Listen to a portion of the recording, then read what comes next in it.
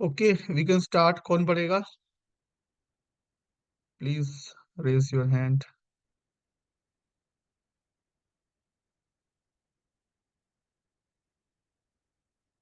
कोई नहीं पढ़ना चाहता? थके हुए हैं सारे?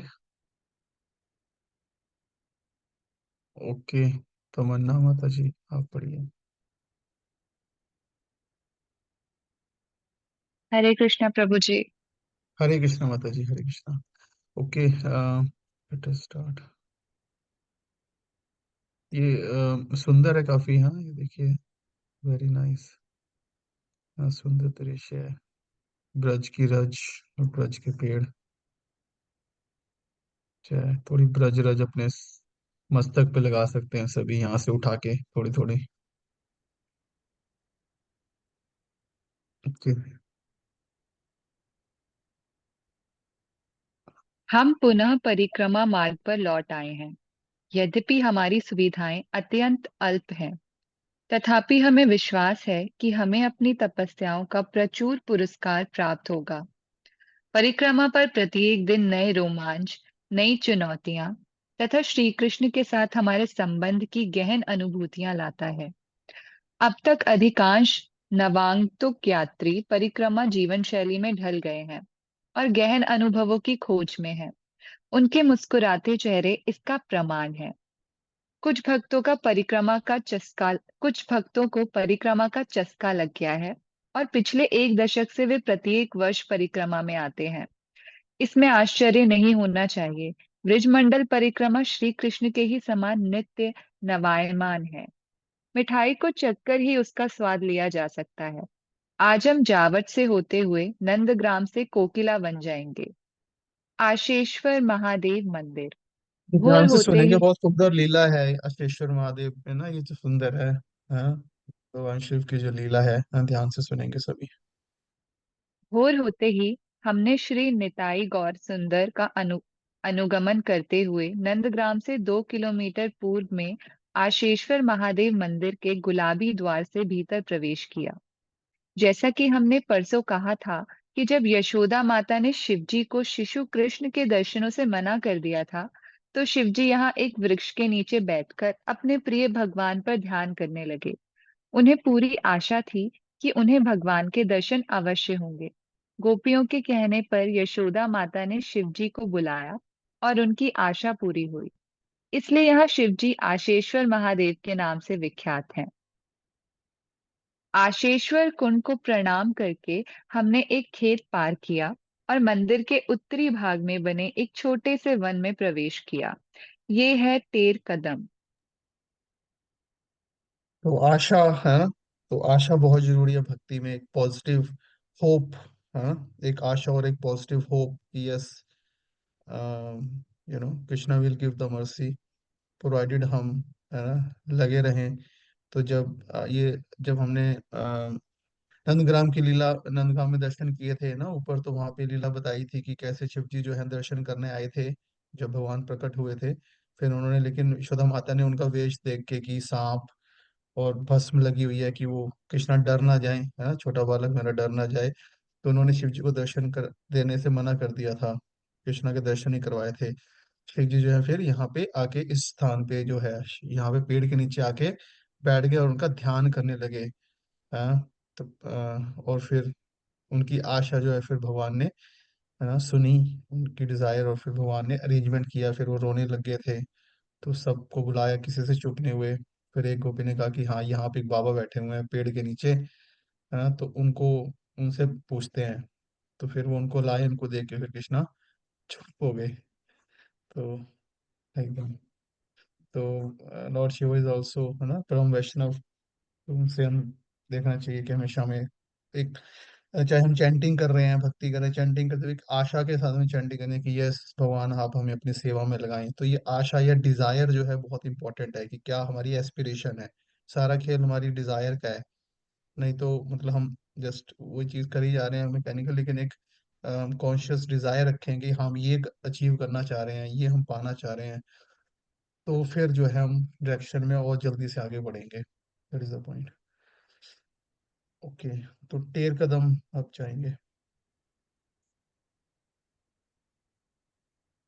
टेर कदम। कहा जाता है कि श्री कृष्ण अक्सर अपनी गायों को यहाँ चराने लाते, और जब गायों के लौटने का समय हो जाता तो वे एक कदम वृक्ष के नीचे बैठ अपनी बांसुरी की पुकार से उन्हें बुलाते। नंदग्राम लौटने से पहले वे रत्नों के एक कंठहार पर गायों की गिनती करते। टेर का अर्थ है पुकार, और इसलिए इस स्थान का नाम टेर कदम पड़ा। हम यहाँ की रज में लौटने लगे और श्रील रूप गोस्वामी की भजन कुटीर को प्रणाम करते हुए उनके चरण कमलों पर निम्नलिखित प्रणाम मंत्र उच्चारण किया। श्री चैतन्य मनोष भीष्टम स्थापितम येन भूतले स्वयं रूपः कदा मह्- मह्यं ददाति स्वपदान्तिकम्।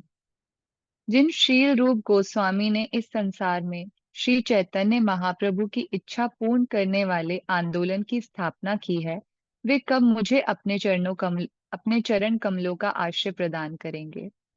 श्रील रूप गोस्वामी ने अनेक वर्ष भक्तिमय ग्रंथों की रचना में निमग्न रहते हुए यहाँ निवास किया। यही उनके हृदय से उज्जवल नीलमणि, पद्मावली, ललित, माधव, दानकेली, कौमुदी, भक्ति रसामृत सिंधु जैसे ग्रंथ प्रकाशित हुए। हम यहाँ उनकी सुंदर समाधि के आंगन में कुछ देर बैठे। मायापुर कीर्तन दल श्री रूप मंजरी पद भजन गा रहा है, और हमारे पैर यहाँ की चमकीली महीन रज का स्पर्श कर रहे हैं। श्री रूप गोस्वामी राधा कृष्ण की लीला में रूप मंजरी हैं, और नरोत्तम दास ठाकुर ने उनके चरण कमलों का गुणगान करते हुए ये सुंदर भजन लिखा है। श्री रूप मंजरी, जो गौर लीला में श्रील गोस्वामी के रूप में प्रकट हुए, के चरण कमल मेरी एकमात्र संपत्ति है। वह मेरा भजन और पूजन है, वही मेरे प्राणधन, मेरे आभूषण तथा मेरे जीवन के जीवन स्वरूप हैं। वे चरण कमल ही मेरी रस निधि हैं, तथा मेरी समस्त इच्छाओं की सिद्धि हैं। मेरे लिए वेदों का धर्म वे ही हैं, वे ही मेरा व्रत, तप, मंत्र जप तथा धर्म कर्म है।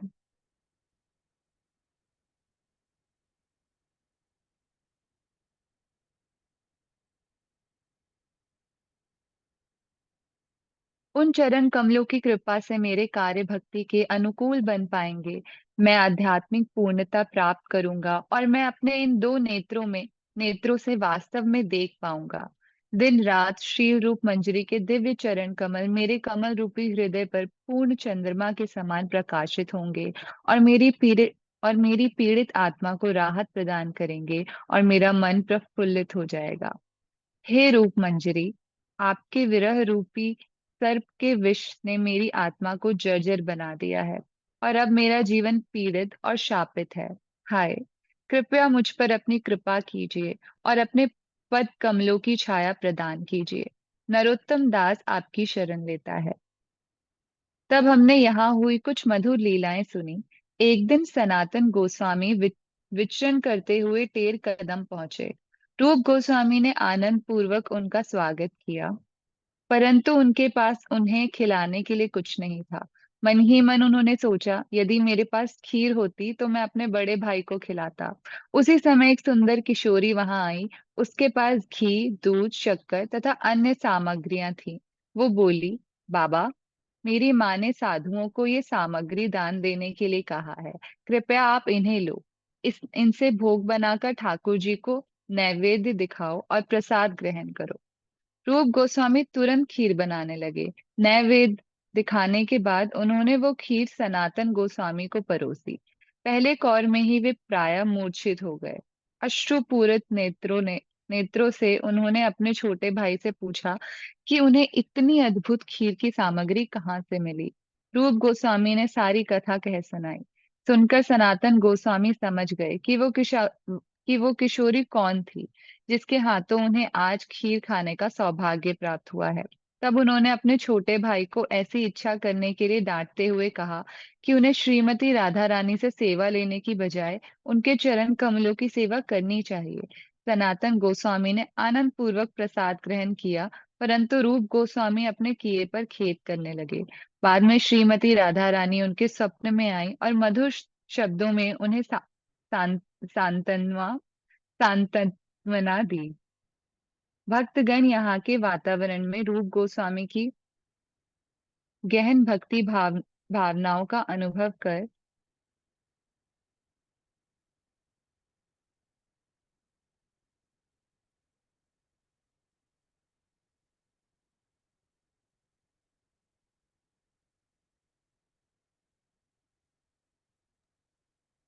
तो दर्शन कर सकते हैं हम इस लीला का, है ना। राधा रानी जो है यहाँ पे उनके लिए खीर बनाने की सामग्री लेकर आ रही है। रूप गोस्वामी जी यहाँ पे ग्रंथों की रचना कर रहे हैं, भक्ति रसामृत सिंधु की मेली। तो सुंदर दृश्य है ना। तो लेकिन उसके बाद उनको बड़ा खेद हुआ कि हमने भगवान से सेवा ली, है ना, राधा रानी से सेवा ली। जैसे वहां पे राधा कुंड पे हमने, हाँ, सुना था कि रघुनाथ दास गोस्वामी को भी जब राधा रानी वहां पे आई थी, हाँ, उनको धूप में बैठे हुए थे तो उनको अपनी चुन्नी से छांव दी उन्होंने। और कृष्ण आए थे, उन्होंने जाके शेरों को भगाया था। तो लेकिन उसके बाद अ, सनातन गोस्वामी ने उनको देखा था, हाँ, कि ये क्या हो रहा है। उनका जाके अपनी भजन कुटीर बनाओ, वहां जाके अंदर बैठ के भजन करो, भगवान को मत परेशान करो। हाँ, ठीक है, पढ़िए। सकते हैं। वे इस छायादार कदम वृक्ष के नीचे बैठकर बैठकर लेखन करते। यह सौभाग्यशाली वृक्ष गोस्वामी जी के विभिन्न दिव्य भावों से इतना प्रभावित होता कि जब वे राधा कृष्ण के विरह के विषय में लिखते तो यह वृक्ष अपनी पत्तियां गिराता, और जब वे उन दोनों के मिलन से होने वाले आनंद का वर्णन करते तो इस वृक्ष में नई कोपले, पत्तियां और फूल फूट पड़ते। रूप गोस्वामी की भजन कुटीर की देखभाल ऋषिकेश महाराज करते हैं, जो यहाँ टेर कदम बाबा के नाम से विख्यात हैं। वे इमली लत वे इमली तला गौड़िये मठ से हैं। उन्होंने हमें बताया कि जिस वृक्ष के नीचे रूप गोस्वामी लेखन करते हैं वो भजन कुटीर के वृक्ष द्वारा द्वार वाला वृक्ष नहीं, अपितु यहाँ से कुछ दूरी पर स्थित रास मंडल क्षेत्र के निकट है। भक्ति रत्नाकर में वर्णन किया गया है। एक समय वैष्णव गण राधा कृष्ण की लीलाओं पर चर्चा करते हुए विरह में क्रंदन कर रहे थे। जहां तक रूप गोस्वामी की बात थी, अग्नि के समान हृदय जलते हुए भी उन्होंने अपनी भावनाओं को भीतर छिपाए रखा। परंतु जैसे ही उन्होंने अपनी श्वास बाहर छोड़ी, वो निकट बैठे एक वैष्णव को स्पर्श हो गई। देखते देखते उसकी त्वचा पर छाले फूट पड़े। इस अद्भुत घटना को देखकर सब भक्त आश्चर्यचकित रह गए। श्री रूप गोस्वामी की जय। जय तेर श्री रूप गोस्वामी पाद की, हाँ, जय। जय। तो ये होता है जो महान वैष्णव होते हैं, है ना, तो वो अपने ज्यादा भावों को नहीं दिखाते। जो एक्चुअल में जितना बड़ा वैष्णव होता है वो उतने ज्यादा अपने भाव को छुपाता है, हाँ, क्योंकि वो अननेसेसरी फेमस नहीं होना चाहता। लेकिन जिसके पास भक्ति नहीं होती वो सबसे ज्यादा अपने भाव दिखाता है, नकली जो होते हैं। तो ये हम सीख सकते हैं यहाँ से उनसे।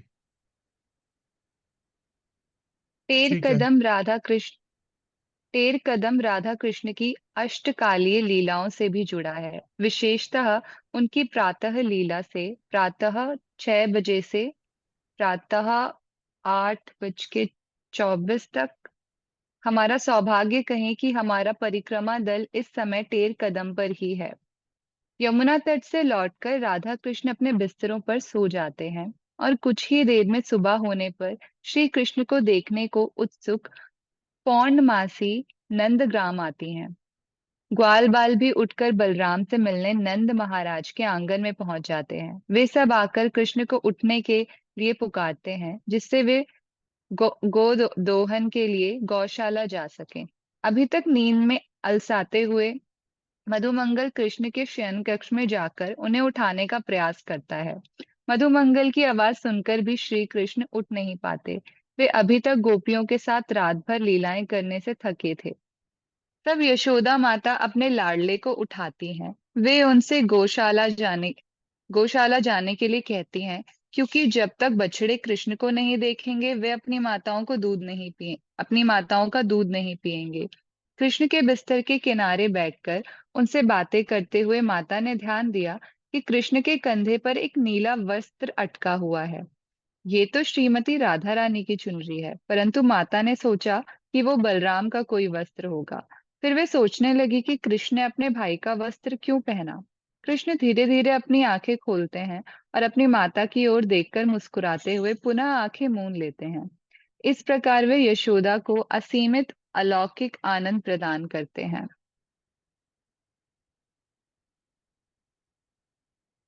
अंततः मुट्ठीबंद हाथों को तानकर कृष्ण अपने सुडौल युवा नीली देह से अंगड़ाई लेते हुए, जमवाई लेते हुए वे पौर्णमासी को प्रणाम करते हैं। यशोदा माता उनके काले कोमल केशों का जूड़ा बनाती हैं, सुनहरे पात्र से जल लेकर उनकी आंखों पर लगाती हैं और अपने पल्लू से उनका चेहरा पोंछती हैं। अपने बाएं हाथ में मधुमंगल का हाथ पकड़े तथा दाएं हाथ में बांसुरी लिए कृष्ण नंद भवन के आंगन में प्रवेश करते हैं। उन्हें देखते ही सारे ग्वाल बाल उन्हें घेर लेते हैं और फिर हंसी ठट्ठा करते हुए अपनी अपनी गौशाला की ओर चल देते हैं। नंद महाराज की गौशाला में पहुंचकर कृष्ण अपनी गायों को नाम लेकर पुकारते हैं और कुछ गायों को दुहकर स्नेह पूर्वक उन्हें सहलाते हैं। इसी बीच जावट में श्रीमती राधा रानी की सास जटिला तथा उनकी दादी मुखरा उन्हें जगाती हैं।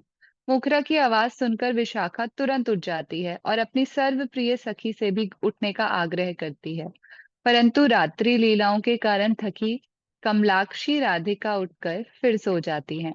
राधा रानी के ऊपर कृष्ण के पीत वस्त्र को देखकर मुखरा को संदेह होने लगता है। वे जानती थी कि वह वस्त्र किसका है। विशाखा तुरंत हस्तक्षेप करती है और कहती है कि मुखरा को मंद नेत्र ज्योति के कारण पीला दिखाई देने वाला वस्त्र वास्तव में नीली चुनरी है, जो खिड़की से आते सूर्य प्रकाश में सुनहरी दिखाई दे रही है। कुछ ही देर में अन्य सखियां भी अपने घरों से निकलकर जटीला के घर आती हैं और सीधे राधिका के कक्ष में प्रवेश प्रवेश करती हैं। वे सब पूरी रात प्रिया प्रीतम की सेवा में जगी थी। आवश्यक तैयारी करने के बाद वे श्रीमती राधिका को सावधानी पूर्वक स्नान कराती हैं और सुंदर वस्त्राभूषणों से सजाती हैं। चित्रा सखी अपनी स्वामिनी को नीली साड़ी एवं लाल पेटीकोट पहनाती हैं तथा अन्य सखियां उन्हें विविध अलंकारों से सजाती हैं। विशाखा सखी राधा रानी के दिव्य शरीर पर चंदन का लेप तथा मस्तक पर तिलक लगाती हैं और कस्तूरी से सुंदर आकृतियां बनाती हैं। वो श्री राधिका की थोड़ी पर कस्तूरी का बिंदु भी लगाती है। जिस प्रकार कमल पंखुड़ी के किनारे बैठी मधुमक्खी उस पुष्प की सुंदरता बढ़ाती है, उसी प्रकार कस्तूरी का बिंदु लगाते ही राधा रानी का कमल सदृश मुख और अधिक सुंदर लगने लगता है।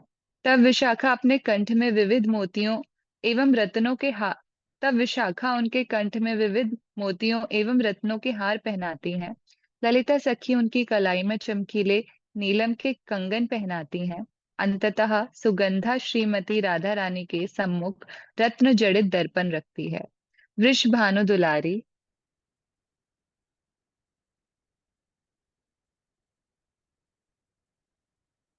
दर्पण में अपने उत्कृष्ट सौंदर्य को देख प्रसन्न हो जाती हैं।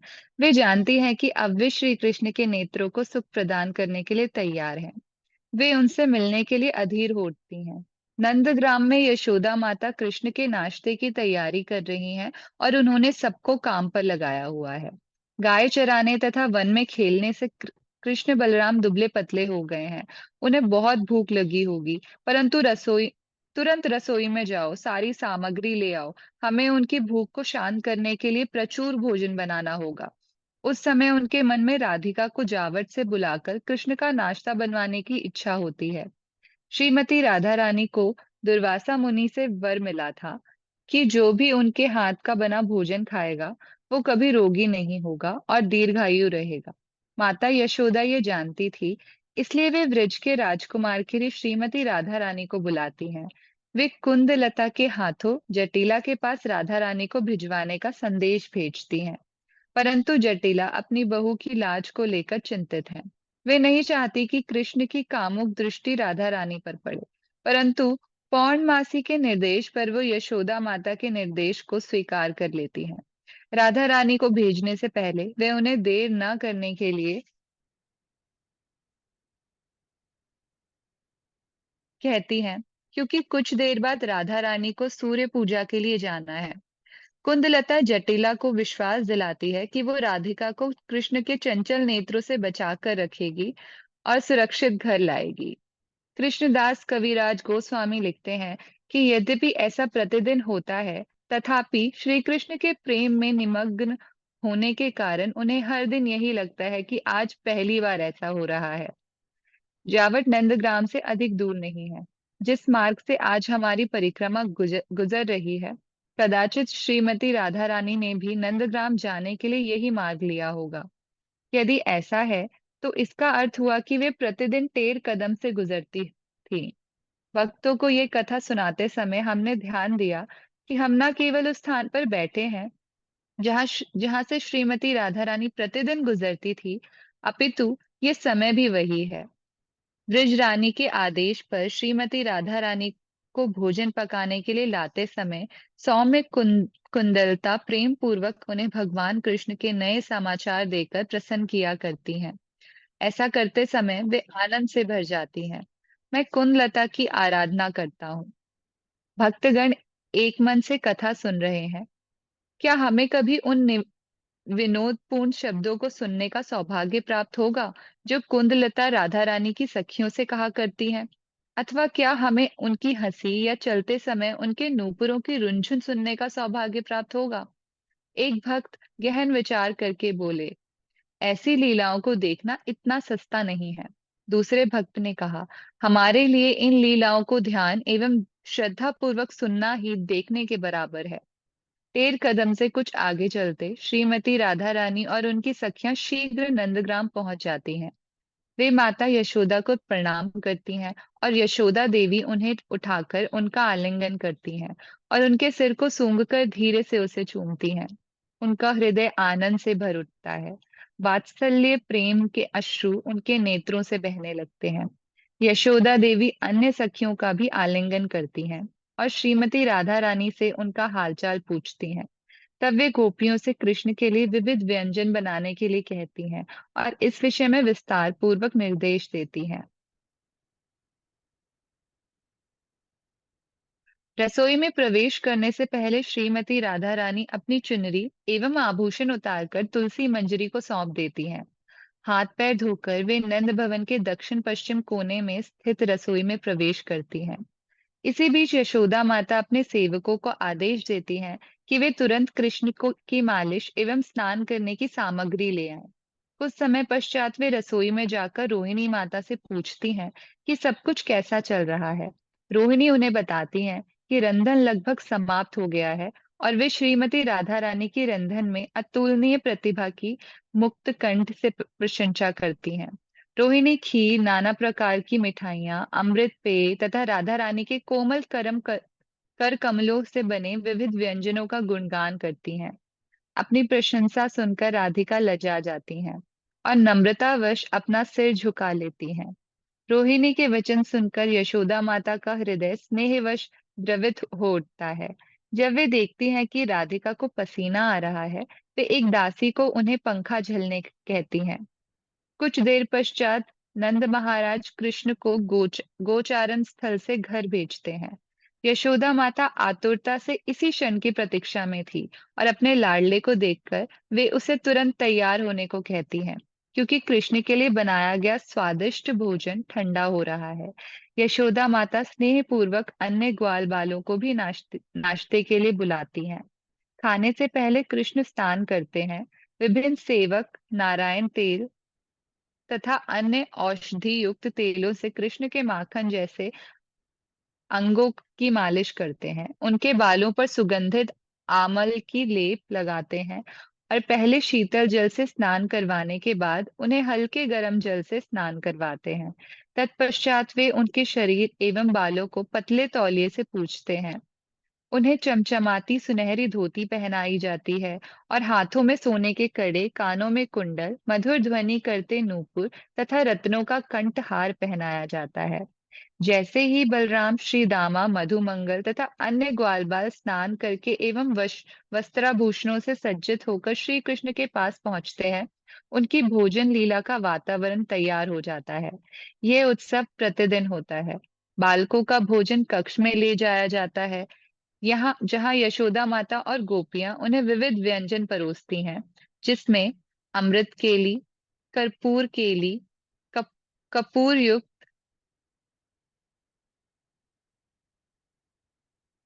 रबड़ी, छाछ, लड्डू, चावल, चंद्राकृति में बने केक, घी में बने बूंदी के लड्डू, श्रीखंड, शक्कर के पके केले, अचार, मुरब्बे इत्यादि हैं।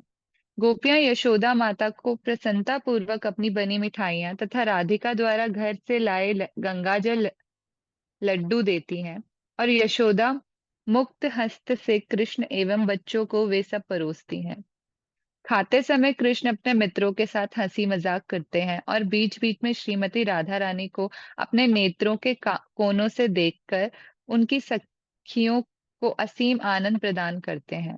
वात्सल्य प्रेम के कारण माता यशोदा कृष्ण से प्रत्येक व्यंजन चखने के लिए कहती हैं। माता रोहिणी द्वारा परोसे जा रहे व्यंजनों में स्वयं श्रीमती राधा रानी द्वारा बनाई गई खीर भी है। राधा रानी के करम राधा रानी के कर कमलों से स्पर्श होने से वे व्यंजन अमृत के समान मधुर बन गए हैं। उनका आस्वादन करते हुए कृष्ण चुपके चुपके राधा रानी को देखते हैं। राधिका अपने आनंद को छिपाने का पूरा प्रयास करती हैं और अपने नेत्र कटाक्षों से कृष्ण को देखकर उनका मन हर लेती हैं। मन चोरी होने पर श्याम सुंदर की भूख मर जाती है और वे बहुत थोड़ा ही खाते हैं। ये देखकर यशोदा माता चिंतित हो जाती हैं।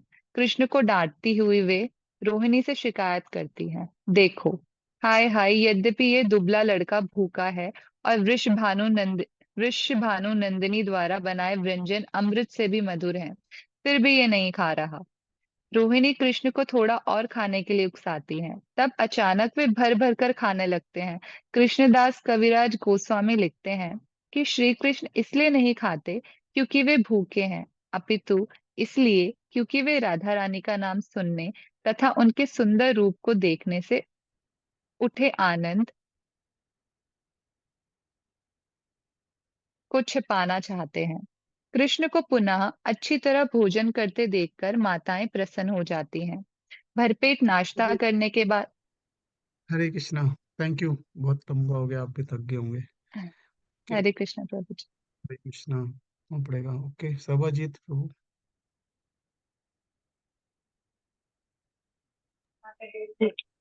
हरे कृष्ण प्रभु जी, दंडवत प्रणाम।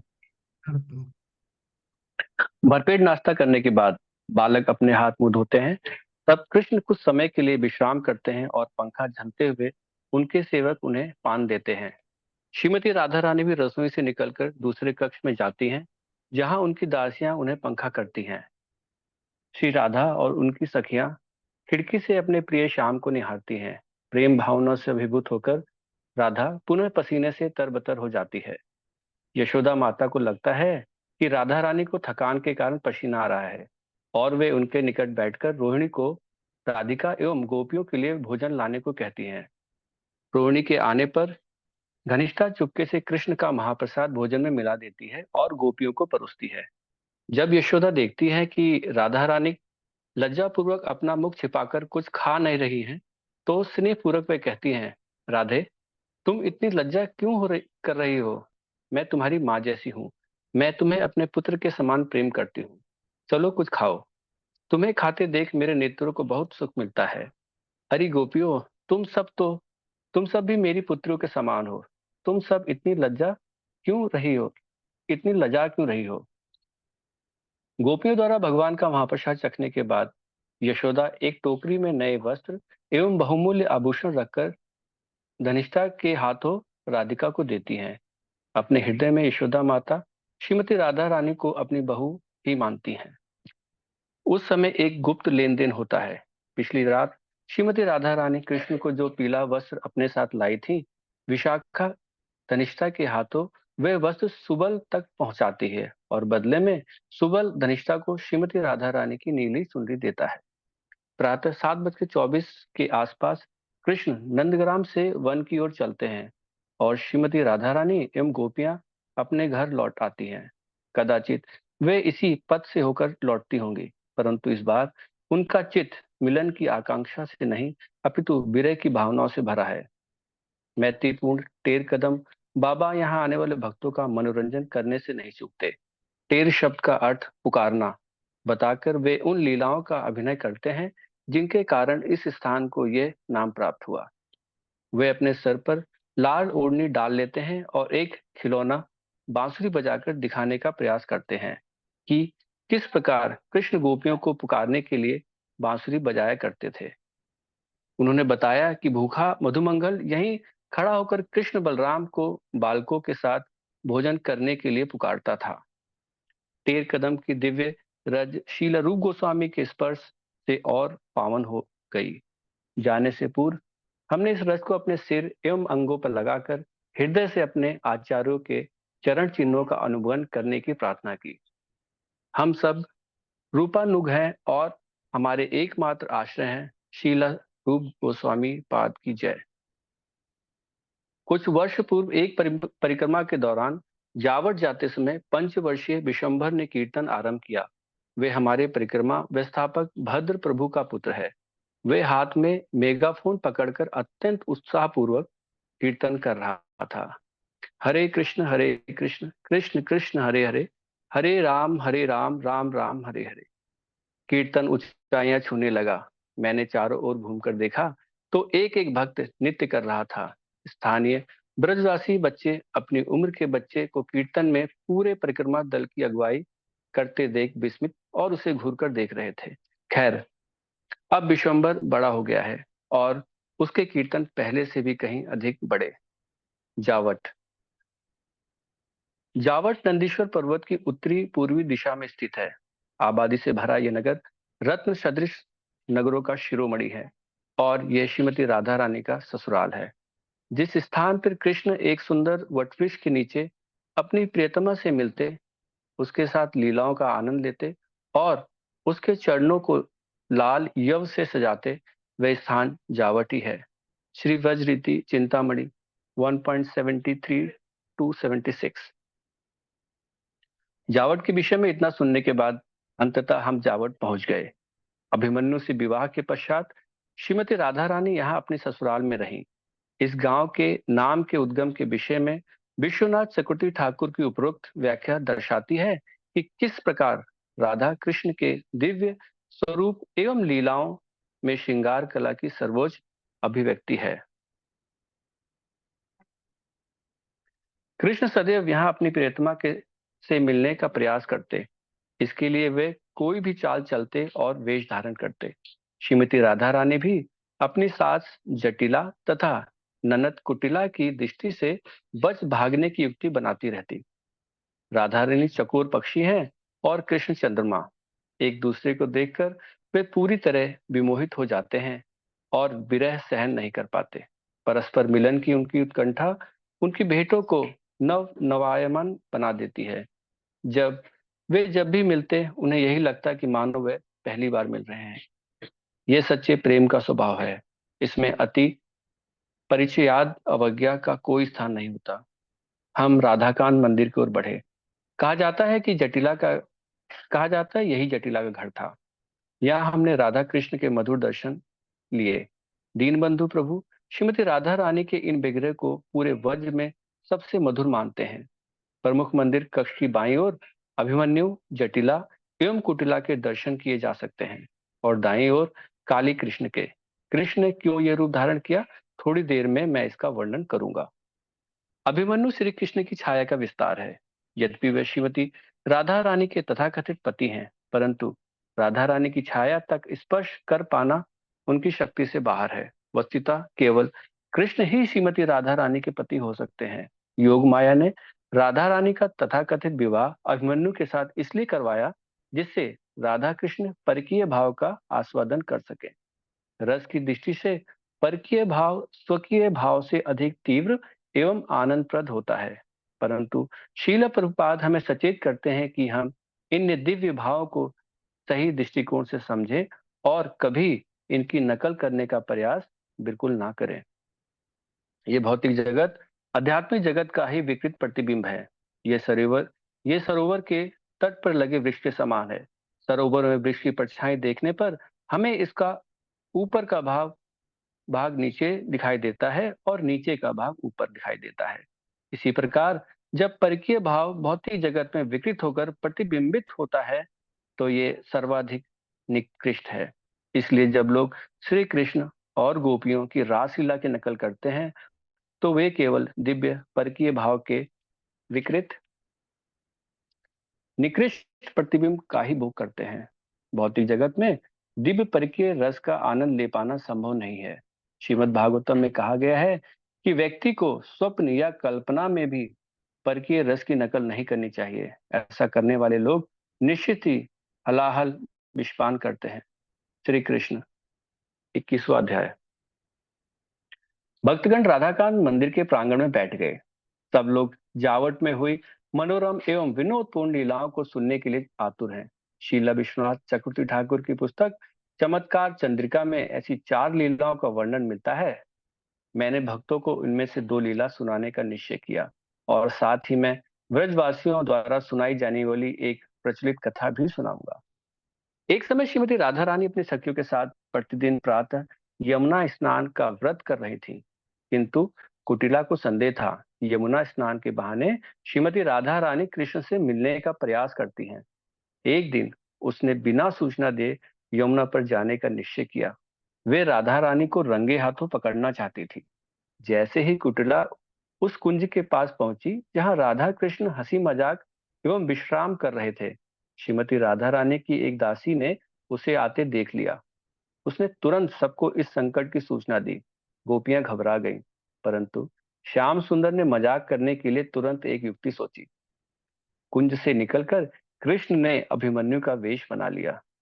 मार्ग पर कुटिला को रोककर उसने झूठ कहा, मैं अपने युवा बैल को खोज रहा हूँ जो घूमता फिरता इस क्षेत्र में आया है। तब कृष्ण ने कुटिला से कहा कि वे कुंज में जाकर देखे कि वहां क्या हो रहा है, और वे स्वयं छिपकर वहां होने वाली बातें सुनने लगे। कुटिला और गोपियों के बीच एक विनोदपूर्ण वार्तालाप आरंभ हुआ। कुटिला को आया देख ललिता देवी ने पूछा, अरे कुटिला, क्या तुम यमुना में स्नान करने आई हो? कुटिला, नहीं। ललिता, फिर क्यों आई हो? कुटिला, तुम्हारी हरकतें देखने आई हूँ। ललिता, ठीक है, अच्छी तरह देख लो। कुटिला, ललिता, मैं जो कुछ जानना चाहती हूँ थी मैंने जान लिया। ललिता, हम भी तो सुने, क्या जाना है तुमने? कुटिला, मुझे कुछ सुनाने की आवश्यकता नहीं है, क्योंकि इस स्थान से आ रही हरि की सुगंध अपने आप सारी कहानी कह रही है। चमत्कार चंद्रिका। श्रीमती राधा रानी और गोपियों के साथ तीखी बहस के बाद कुटिला वहां आई जहां अभिमन्यु बने कृष्ण छिपे बैठे थे। कृष्ण ने कुटिला से कहा कि वह मथुरा जाकर राजा कंस से कृष्ण की शिकायत करेगा और उनसे अपने सैनिक भेजकर कृष्ण को बंदी बनाने के लिए कहेगा। फिर उन्होंने कुटिला को जावट लौटने तथा उनकी इस योजना को गुप्त रखने के लिए कहा। दोपहर तक आने के लिए कहकर कृष्ण वहां से चले गए। कुछ घंटों यहाँ पश्चात एक ये दर्शन कर सकते हैं ना, आई थिंक लास्ट लास्ट ये तो वहाँ पे जो राधाकांत मंदिर है, यहाँ पे था ना, हाँ। तो यहाँ पे राधा कृष्ण के जो विग्रह हैं, है ना, तो इसका दर्शन कर सकते हैं हम। श्री श्री राधाकांत की जय। और यहाँ पे जटिला कुटिला और अभिमन्यु है। तो ये सब जो है भगवान की लीला में, है ना, सेवा कर रहे हैं उसको, है ना, और ज्यादा उसमें आनंद भर रहे हैं, अलग अलग सीन क्रिएट कर रहे हैं ताकि खूब, है ना, एडवेंचर आए। हाँ। तो कृष्ण की लीला ऐसे बोरिंग नहीं होती हैं, खूब आनंद होता है। हाँ, तो हर मोमेंट, हर अलग अलग जो इमोशंस हैं, रस जो हैं अलग अलग, हाँ, तो उन सब का आस्वादन करते हैं सभी कृष्ण लीला में। बढ़िया कुछ भैया। घंटों कुछ घंटों पश्चात कृष्ण जावट आए और जटिला को भी पूरी योजना सुनाई। कुटिला के समान जटिला भी कृष्ण के वेश को पहचान नहीं पाई। कृष्ण ने कहा कि वे मथुरा गए थे और कुछ ही देर में कंस के सैनिक आ रहे हैं। कृष्ण ने जटिला और कुटिला को सचेत करते हुए कहा कि कृष्ण अभिमन्यु का वेश बनाकर उन्हें धोखा देने तथा श्रीमती राधा रानी के साथ भोग करने की चाल चल रहा है। उन्होंने कहा, इसलिए बाहर से द्वार बंद कर दो और जब वे स्त्री भोगी यहाँ आए तो उसे डांट फटकार कर बाहर से ही भगा दो। मैं भीतर तुम्हारी बहू के साथ हूँ, जिससे वह कृष्ण के आने पर बाहर ना आ सके। जटिला को तुरंत विश्वास हो गया कि कृष्ण ही उसका पुत्र अभिमन्यु है, और जब उसका वास्तविक पुत्र घर आया तो वह उसे डांट फटकार कर भगाने लगी। अभिमन्यु, माँ माँ, ये तुम क्या कर रही हो, कहकर रोता चिल्लाता रहा। यह देखकर वहां उपस्थित श्रीमती राधा रानी की सारी सखियां मुस्कुराने लगी। भक्ति रसामृत सिंधु। शीला विश्वनाथ चक्रवर्ती ठाकुर एक अन्य लीला का वर्णन करते हैं। उस दिन राधा रानी मान लीला कर रही थी। उन्हें शांत करने के प्रयास में कृष्ण ने अपने चचेरे भाई की पत्नी कुंदलता की सहायता ली। कुंदलता ने कृष्ण को एक अत्यंत सुंदर युवती का वेश पहनाया, जिसका नाम था कलावली। संध्या समय कुंदलता कलावली के साथ जावट गई। कलावली ने उत्कृष्ट सौंदर्य को देखकर राधा रानी आकर्षित तथा उनके विषय में जानने को अधिकाधिक उत्सुक हो गई। गोपियों की बैठक में कुंदलता ने कलावती का गुणगान करते हुए कहा कि वह अतुलनीय गायिका है, जिसने बृहस्पति से शिक्षा प्राप्त की है। कुंदलता ने आगे कहा, गंधर्व विद्या में दक्षता प्राप्त करके ये अभी अभी स्वर्ग से आई है। हे राधे, कलावली ने तुम्हारी महिमाएं सुनी हैं और इसलिए ये तुम्हारे सम्मुख अपनी प्रस्तुति देना चाहती है, जिससे तुम स्वयं इसकी कला देख सको। श्रीमती राधा रानी की अनुमति से कलावली इतना मधुर गाने लगी कि उसके सामने मोर और भंवरे भी लज्जित हो जाएं। जब राधा रानी की सारी प्रिय सखियों ने कलावली का गीत एवं उसकी अलंकृत वाणी सुनी तो उनके नेत्रों से नदियों के समान अश्रु प्रभावित होने लगे। इतना ही नहीं, उनके अश्रु बिंदु बड़े मोतियों के समान बनकर भूमि पर गिरने लगे। अब तक राधा रानी श्री कृष्ण से खींच कर बैठी थी और उनका हृदय रूपी देदीप्यमान हीरा, जो उनके मान के कारण अत्यंत कठोर हो चुका था, कलावली के गीत सुनकर कोमल एवं द्रवित होने लगा। अपने हृदय परिवर्तन का अनुभव करके श्री राधा आश्चर्यचकित रह गईं। चमत्कार चंद्रिका। श्रीमती राधा रानी कलावली से इतनी प्रसन्न थी कि उन्होंने उसे रत्नों का एक हार देने का निश्चय किया। ललिता को कृष्ण की चाल का भान होने लगा। जैसे ही राधा रानी कलावली के गले में हार पहनाने लगी, ललिता ने झुककर राधा रानी के कान में कहा, ये कलावली वास्तव में कृष्ण है। ये बदमाश स्त्री का वेश बनाकर यहाँ ठगने आया है। राधिका ने तुरंत अपने चतुर प्रेमी की चाल को परास्त करने की युक्ति सोची। वे बोली, कलावली, मुझे लगता है कि इतने सुंदर कार्य के लिए केवल कंठहार देना पर्याप्त नहीं है। राधा रानी ने रूप मंजरी को आज्ञा दी कि वे कलावली के वस्त्र उतार कर उन्हें नए बहुमूल्य वस्त्र पहनाए। अपनी युक्ति की पोल खुलते देख कुंदलता और कृष्ण घबरा गए और वैसा ना करने के लिए राधा रानी को मनाने लगे। श्रीमती राधा रानी ने कहा, हे सखी कलावली, नए वस्त्र पहनने में क्या कठिनाई है। बिना किसी शिकायत के इन नए वस्त्रों एवं आभूषणों को पहन लो। यदि तुम स्वयं ये कार्य नहीं करोगी तो हमें बलपूर्वक तुम्हें ये सब पहनाने पड़ेंगे। तुम अकेली हो और यहाँ मेरे साथ अनेक सखियां हैं। हमारे सामने तुम निसहाय हो और हमारी इच्छा का विरोध करने में अक्षम हो। अरे नादान लड़की, ये ध्यान में रखो। चमत्कार चंद्रिका। और कृष्ण पूरी तरह असहाय थे। जैसे ही गोपी ने उनकी चोली खोलकर कदम के दो बड़े फूल भूमि पर जैसे ही गोपी ने उनकी चोली खोली, कदम के दो बड़े फूल भूमि पर नीचे गिर पड़े। तभी श्याम सुंदर एक लजालू युवती के समान खड़े रहकर दिखावा करते रहे और अपना मुख अपनी चुनरी से ढक लिया। तब श्री राधिका ने कृष्ण की ओर पीठ कर ली और अपने आसन पर बैठी हंसने लगी। श्री कृष्ण की हास्यास्पद स्त्री देखकर गोपियां भी उनकी ओर पीठ करके जोर जोर से हंसने लगी। श्री राधा पूरा प्रयास कर रही थी कि उनकी हंसी की आवाज ना हो, परंतु वे और अधिक ऊंची होती गई। तब श्री कृष्ण और कुंदलता भी उन्मत्त होकर हंसने लगी। चमत्कार चंद्रिका।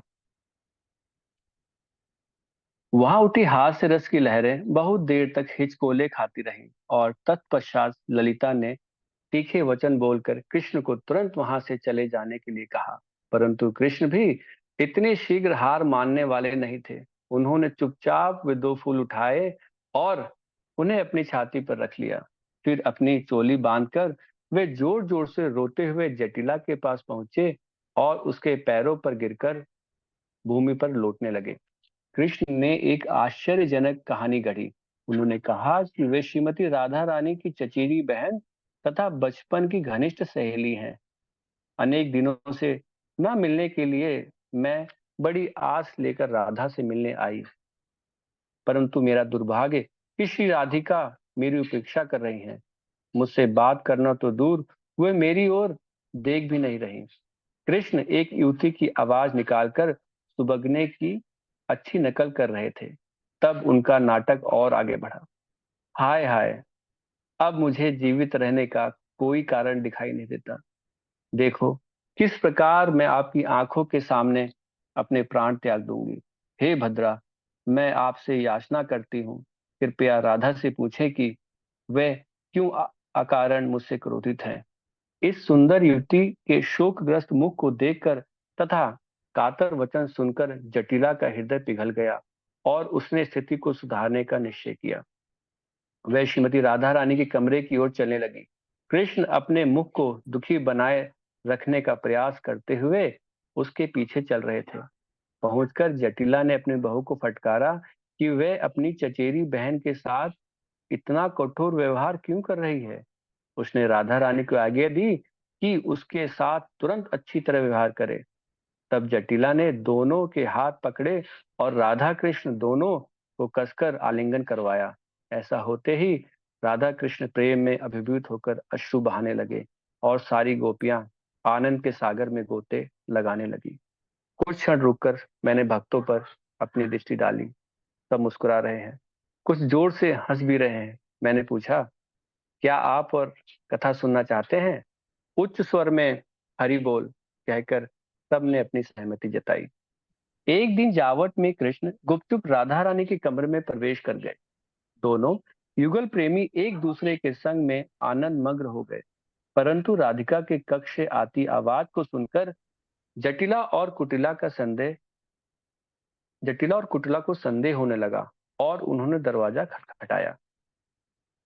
राधा भयभीत हो गई कि अब उनकी पोल खुल जाएगी, परंतु हर बार की तरह कृष्ण ने योजना बनाई। उन्होंने काली माता का वेश बनाकर राधा से कहा, तुरंत उठो और धूप जलाकर घंटी बजाना आरंभ करो। दिखावा करो कि तुम मेरी काली पूजा कर रही हो। जटिला अपनी बहू को दरवाजा खोलने के लिए कहती हुई खटखटा रही थी। अंततः राधा रानी ने घंटी बजाते बजाते ही दरवाजा खोला। राधा रानी बोली, माता जी, आप मेरी पूजा में विघ्न डालने पर क्यों तुली हुई हो? क्या आप अपने पुत्र का कल्याण नहीं चाहती? कृपया मुझे ये पूजा करने के लिए एकांत में छोड़ दो। जटिला और कुटिला तुरंत क्षमा मांगने लगी। राधे, हमने तेरी पूजा में विघ्न डाला, कोई बात नहीं, अपनी पूजा जारी रखो, कहकर वे तुरंत चली गई। तब कृष्ण अपने मूल रूप में आ गए और दोनों पूर्ववत अपनी लीलाओं का आनंद लेने लगे। कुछ समय पहले जिस काली कृष्ण विग्रह का हमने उल्लेख किया था, उसका स्रोत यही मजेदार कथा है। श्री कृष्ण की विस्मयकारी लीलाओं की जय हो। आइए जटिला और कुटिला के चरण कमलों की धूल में लौट जाएं, क्योंकि उनका एकमात्र कार्य राधा एवं कृष्ण के प्रेम को बढ़ाना था। यही प्रार्थना है कि हम अपनी शेष सांसें भगवान की अमृत भरी लीलाओं के स्मरण में व्यय कर दें, और तब हमारी सफलता सुनिश्चित होगी। जाने से पूर्व हम कुछ संकरी घुमावदार सीढ़ियों से होकर छत पर श्रीमती राधा रानी के चरण कमलों के चिन्ह देखने आए। शीला विश्वनाथ चक्रवर्ती ठाकुर लिखते हैं, जावट नगर का निर्माण महाराज वृषभानु ने अपनी पुत्री के आनंद हेतु किया था। राधा रानी अक्सर अपने भवन की छत पर बैठकर अपने प्रियतम के घर की दिशा में देखा करती, और इस प्रकार कृष्ण भी जावटपुर की दिशा में देखते रहते। अपने वरिष्ठ संबंधियों की उपस्थिति में भी वे दोनों बच निकलते और अपने भवन की छतों पर जाकर एक दूसरे की दिशा में देखते रहते। श्री व्रज रीति चिंतामणि 1.7475। राधाकांत मंदिर से बाहर निकलते समय मुझे वर्षों पूर्व जावट में हुई वह घटना स्मरण हुई आई, जब राधा रमण स्वामी मेरे साथ थे।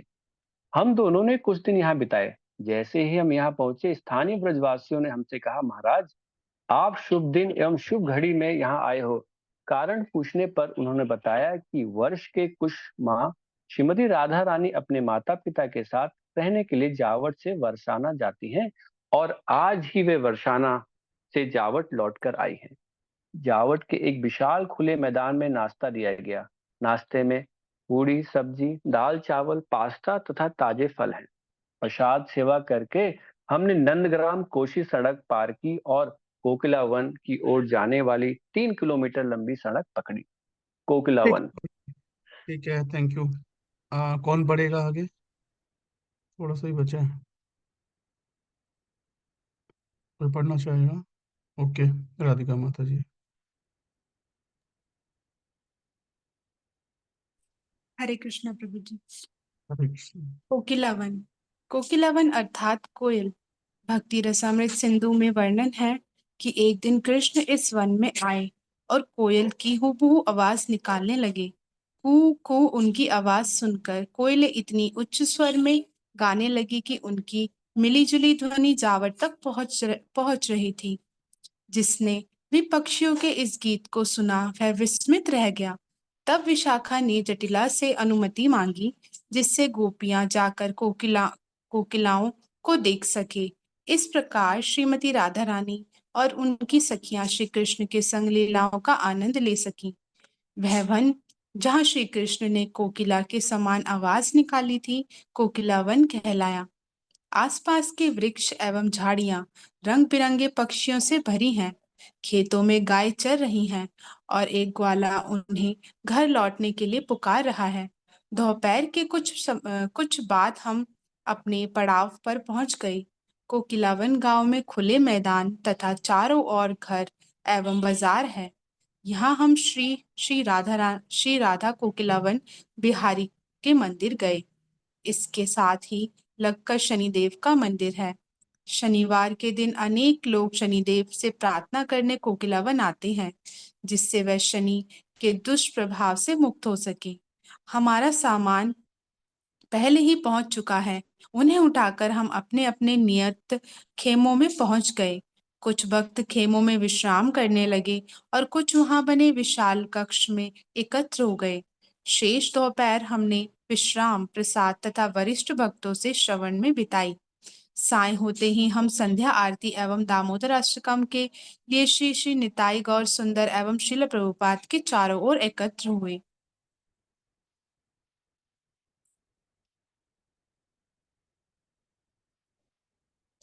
इति दृक् स्वलीलाभिरानंद कुंडे सघोषम निमज्जन्तम आख्यापयन्तम तदीयेषु तर्गेषु भक्तिरजित्वम पुनः प्रेमतस्तम शतावृति वंदे।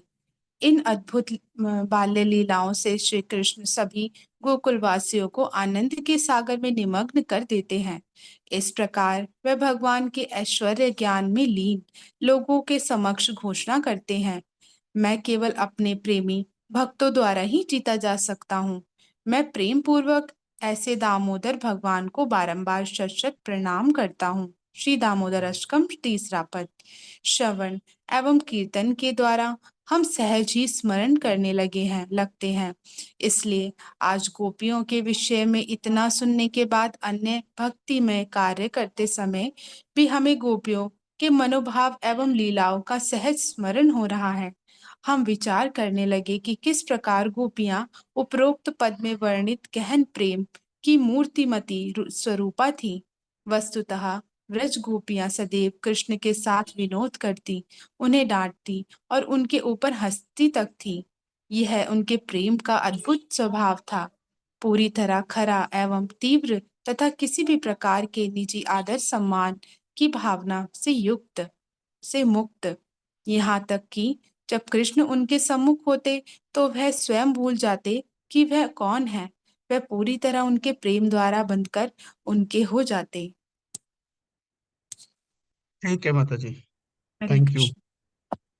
है ना, तो इति दुष्क लीला भीर, हाँ, आनंद कुंडे, आनंद के कुंड में है। तो इतनी ये भगवान की लीलाएं हैं। अ, सभी गोपियों को और जो है ना ब्रजवासी हैं, जैसे हमने यशोदा माता की लीला भी सुनी, कैसे कृष्णा को त्याग करें, सबको आनंद में डुबोने के लिए है। तो इतनी आनंदमयी है भगवान की लीलाएं सुनने मात्र से ही। और फिर डेफिनेटली जब हम इसमें भगवान की लीला में जब प्रवेश करेंगे, सोचिए कितना उसमें आनंद होगा। हाँ, लेकिन उसके लिए पहले अभी अच्छे से श्रवण करना होगा, कीर्तन करना होगा, फिर स्मरण आएगा, है ना, और फिर स्मरण से ही राग आएगा, अटैचमेंट आएगा, और फिर है ना वो स्पिरिचुअल अटैचमेंट जो है वही हमें डेवलप करना है। तो वो स्टार्ट यहाँ से ही होता है। तो तो आज के लिए आज हमने बहुत सारी लीलाएं सुनी, तो उनका स्मरण हम कर सकते हैं। ठीक है, हरे कृष्णा। तो यहीं पे विराम देते हैं। किसी भक्त का कोई पॉइंट, कुछ कुछ क्वेश्चन और एनीथिंग?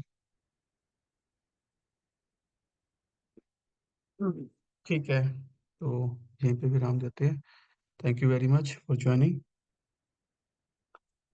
ब्रजमंडल परिक्रमा की जय, कार्तिक दामोदर मास की जय, जगत गुरु शिला प्रभुपाद की जय। आज बहुत स्पेशल दिन है ना, प्रभुपाद का डिसअपीयरेंस डे। शिला प्रभुपाद की कृपा से आज हम ये सब सुन पा रहे हैं और ये सब समझ पा रहे हैं।